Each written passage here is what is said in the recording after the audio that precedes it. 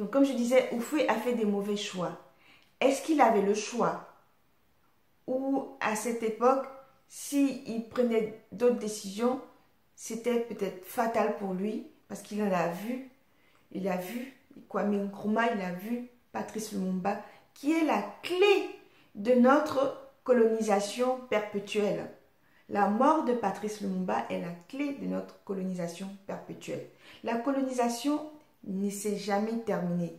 C'est que sur le papier et le fait que nos parents aient arrêté d'aller travailler de façon, comme on dit, faire le travail forcé et ne pas être rémunéré. C'est tout. Sinon, on continue de travailler, mais pas pour nous, pas pour notre bien, pas pour le bien de nos pays. On continue de travailler pour nourrir les autres, pour le bien des autres, pour le bien des Européens. Si vous avez le temps, prenez le temps de suivre ce monsieur-là, monsieur Enda Diogène, Enda Diogène Séni. Voilà. Sur ma page Facebook Noir Décomplexé, j'ai partagé une de ces vidéos qui est très très parlante. Je vais vous la montrer.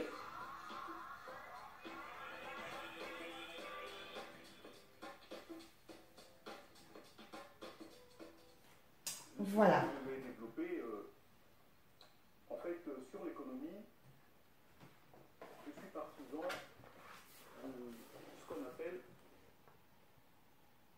de revendiquer toujours la base intellectuelle sur laquelle on s'appuie.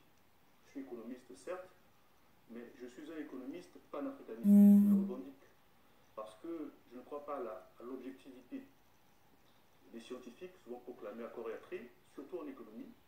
Il me semble que la neutralité de la science peut être remise en cause lorsqu'on ne dit pas clairement sur quel point, sur quelle base on s'appuie. Moi, je suis économiste panafricaniste. Alors, je considère que l'économie, comme toute science, est un outil qui libère ou opprime. Il faut choisir son camp à ce niveau-là. Moi, je suis économiste panafricaniste et je tiens à le dire. Ensuite, mon intervention, c'est donc l'histoire de l'aide au développement, avec un sous-titre de Bandung à la COP 21. Au fond, il s'agit simplement de la question du développement de l'Afrique, avec un point de référence historique, la conférence de Bandung de 1955. Donc je vais essayer de le développer, mais pour la salle, pour les participants, je voudrais dire qu'avec mes collègues conférenciers, avec leur permission, nous avons un point commun tous. Autant j'interviens sur les instruments internationaux de domination, le FMI, la Banque mondiale, ainsi de suite, mes collègues vont intervenir sur les instruments, notamment juridiques et les aspects judiciaires de domination du continent. Donc ces dominations sont multiples, il ne faut pas les prendre que sous un seul aspect, il faut les comprendre dans leur globalité. Donc nous avons ce point commun tous sur cette question. Pour revenir à mon intervention, j'ai donc 4 parties, pas d'égale répartition, il y aura des parties qui seront rapidement abordées. Donc la première partie, c'est donc Bandung comme une troisième voie géopolitique. La deuxième partie, la trahison de l'espérance portée à Bandung. Enfin, troisième partie, l'ajustement structurel ou la recolonisation de l'Afrique.